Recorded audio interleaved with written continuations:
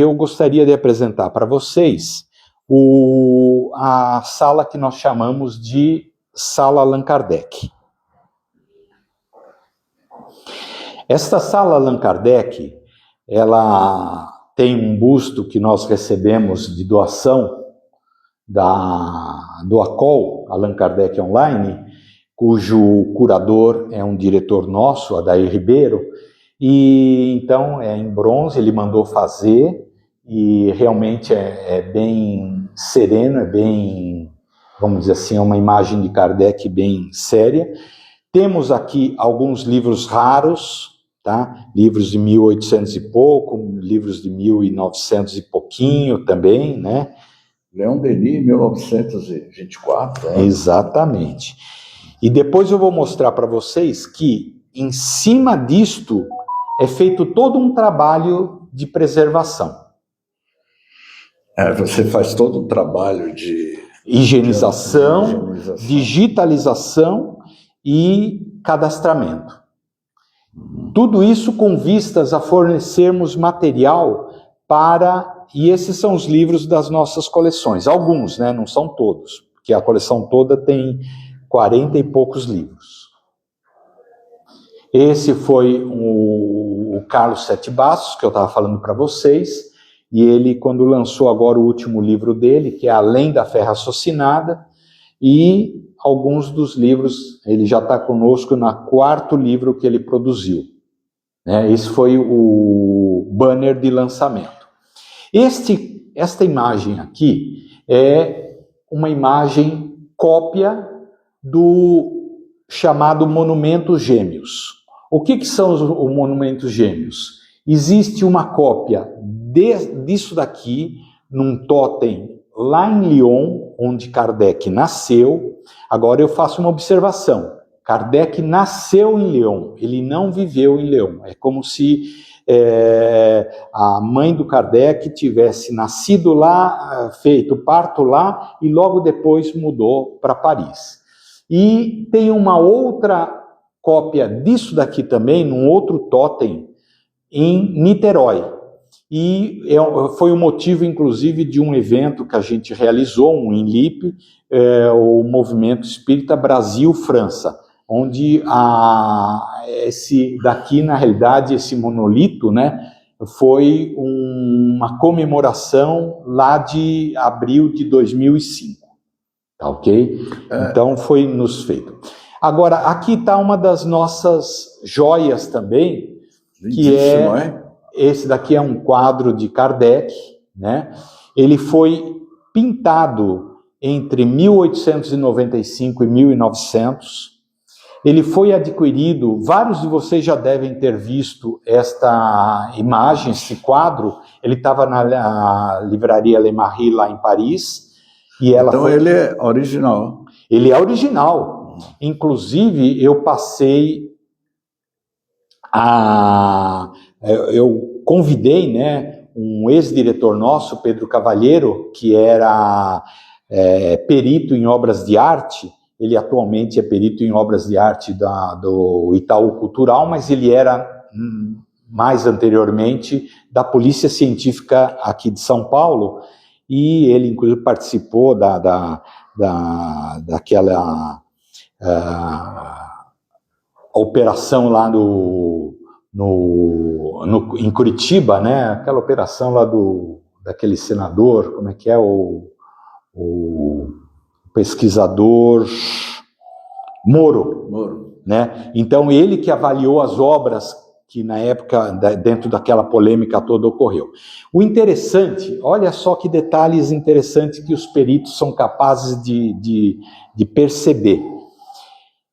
Ele começou a olhar o quadro, olhou, né?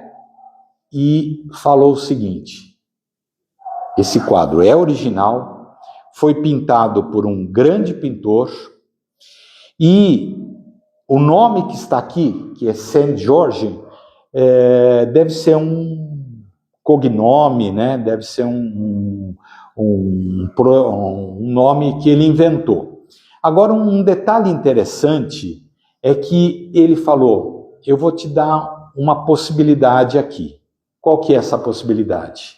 Ele falou, eu quase certo que nessa época de Kardec, 1895, 1900, quer dizer, o Kardec já tinha desencarnado em 1869. Mas nesta época ainda, o espiritismo era meio mal visto, vamos dizer assim, na França. Então, ele não podia dar o nome dele aí, porque ele era provavelmente um pintor famoso, porque a tela que tem aqui tem uma gramatura toda especial, e na época só os grandes pintores exigiam essa tela. As técnicas de pintura eram as mais sofisticadas para a época. Agora ele falou um negócio que realmente me deixou muito sensibilizado. Esse pintor provavelmente era católico. Era católico e, pelo visto, é uma peça única, rara, uma obra rara. Sim. Então, por isso que ele teria colocado aqui não o nome dele. Para não se comprometer. Para não se comprometer, né, pelo menos nessa época, né, porque ele poderia ser perseguido e perder, quem sabe, alguns patrocínios e etc e tal. Mas olha só o detalhe. Falou, olha esse quadro, se você puder dar um zoom aí, esse outro quadro, este daqui e este outro. E agora olha este. O fato de ter a auréola, a definição de Maria e Jesus, e a auréola nos dois, sim, tudo leva a crer que ele era católico. Era católico, que eram os símbolos da época mais importantes. E ele produz uma obra de arte, em primeiro plano, Allan Kardec, provavelmente ali com o Livro dos Espíritos sobre a mesa. Sim, né? Exatamente. Fantástico. Então, obviamente... Então, Pedro, você me diria que aqui no Brasil essa é a única peça? Não existe outra. Isso daí ficou durante, inclusive, muitas décadas. Vocês podem observar nos vídeos, fotos e etc e tal. Estava lá na livraria Le Marie, né?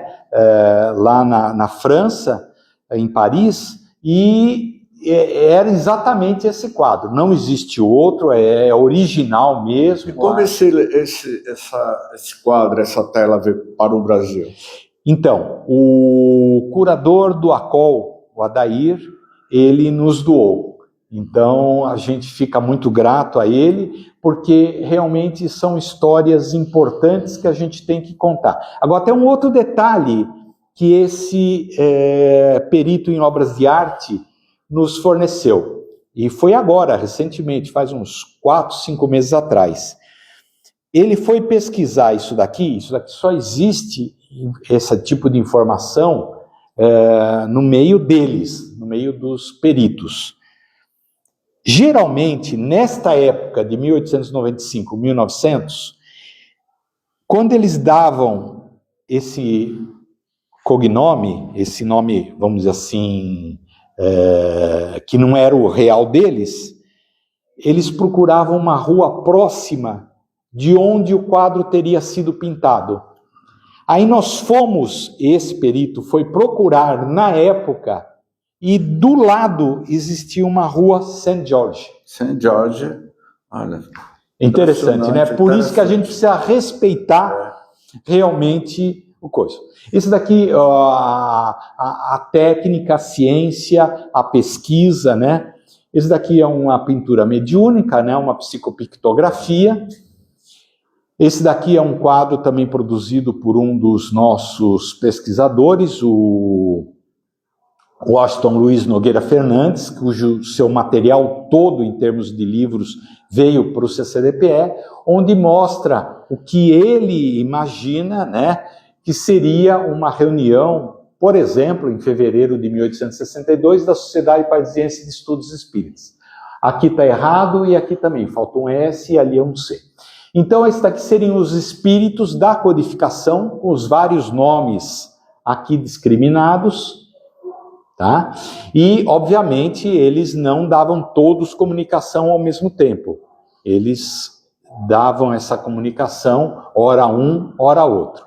É interessante observar, e observem bem, para a gente tentar entender um pouquinho melhor, hein? Não entender tudo, mas um pouquinho melhor a doutrina espírita, a gente não o consegue sem nós estudarmos toda a série da Revista Espírita.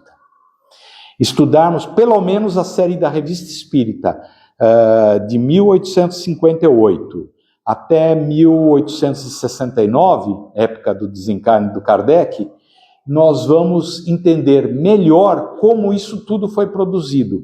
E as últimas revelações que os nossos pesquisadores têm dado através daquelas manuscritos de Kardec, têm nos mostrado que muita coisa mudou em relação ao que nós conhecíamos. Que a gente achava que a doutrina simplesmente tinha sido doada. Kardec, magicamente recebeu aquilo lá e divulgou. Não, ele foi aperfeiçoando, inclusive com ideias dele. Ele chegou a contestar, e isso daqui veio nesse último em Lippe, o César Perry deu uma palestra, onde inclusive ele explicou, a Luciana Farias eu acho que falou também, que na realidade o Kardec ele contestou uma sugestão do nome do Evangelho segundo o Espiritismo, em que o Espírito de Verdade estaria sugerindo. E ele falou, não, eu não quero esse nome, eu não acho bom. E deu um outro nome, de imitação do Evangelho. Certo? Então, o que acontece? Ele mesmo contestou algumas coisas, ele usava a lógica dele e o seu desenvolvimento. E a partir daí, não só disso, mas de outros fatos também, eu faria uma observação em relação a esse quadro. Uma observação que está escrita aqui, inclusive. O espírito, aparentemente seria o Espírito de Verdade, mas na realidade nós entendemos que o coordenador de tudo é Jesus. Tá? Então, não significa, no meu ponto de vista, e no ponto de vista de vários estudiosos, pesquisadores do movimento espírita, que o Espírito de Verdade seja Jesus. Eu não entendo dessa maneira. Eu entendo que é uma pleiade, é um grupo de espíritos que coordenou. Tanto que o Kardec chegou até a contestar, mas tudo bem, vamos respeitar o Kardec e vamos respeitar o Espírito de Verdade, que realmente eles fizeram um grande trabalho. Aqui tem um outro detalhe interessante que eu gostaria de colocar para vocês, é o seguinte, existe um médium nosso, que trabalha no grupo mediúnico nosso aqui, que ele é um estudioso também da Revista Espírita. E um determinado dia ele acordou e sonhou com a casa de Mozart, lá em Júpiter, como nós sabemos. Só que ele viu essa casa colorida e de imediato ele procurou pintar. Então ele já pegou ali na Revista Espírita uma imagem e foi colorindo de acordo com o que ele tinha lembrado que ele tinha visto em sonho. Ele sonhou com a casa de Mozart em Júpiter, e aí ele foi dando o colorido. Exatamente, que é a mesma imagem que consta lá na Revista Espírita, né? E que, na realidade, ele materializou. Então foi bem interessante, eu pedi, tem a pequena historinha dele ali. Tá ok?